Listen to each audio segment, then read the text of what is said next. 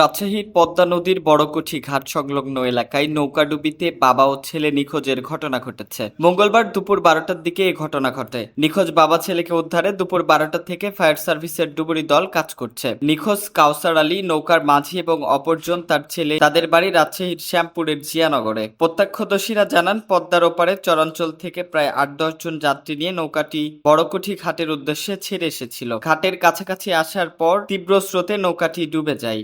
পশ্চিম দিক দিয়ে এটা নৌকা আসছে, নৌকা আসতে যেয়ে দেখেন ঢেউ তখন কিন্তু যখন নৌকাটা ডুবে প্রচণ্ড ঢেউ ছিল। এই ঢেউ মনে করেন এই দিকে আমরা এখান থেকে বলছি এই ডুবে গেল বলতে বলতেই মনে করেন নৌকাটা ডুবে গেল। 8 জন লোক ছিল, তার ভিতরে আমরা এখান থেকে দৌড়ে মাঝিকে নিয়ে যেয়ে নৌকাটা ছেড়ে 6 জনকে উদ্ধার করতে পেরেছি।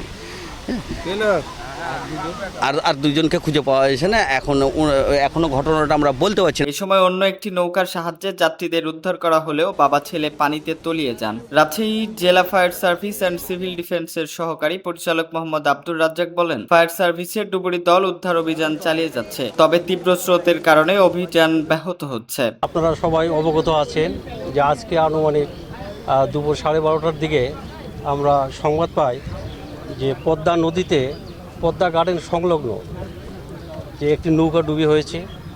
নৌকা ডুবিতে 8 জন লোক ছিল, তারা মিসিং হয়েছে।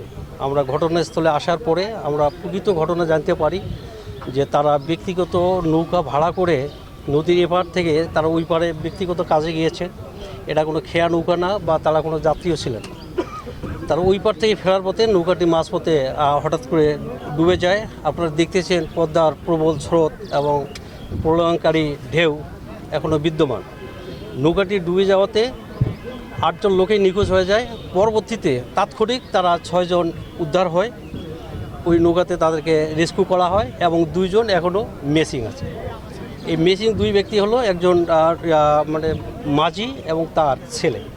আমরা যতটুকু জানতে পেরেছি মাঝির বয়স 60 বছর এবং তার ছেলের বয়স 35 বা 40 বছর হবে। আমরা প্রাণপণ চেষ্টা করতেছি বিষয়টি আমি বিভাগীয়। আশরাফুল অন্তর, রাজশাহী সমাচার।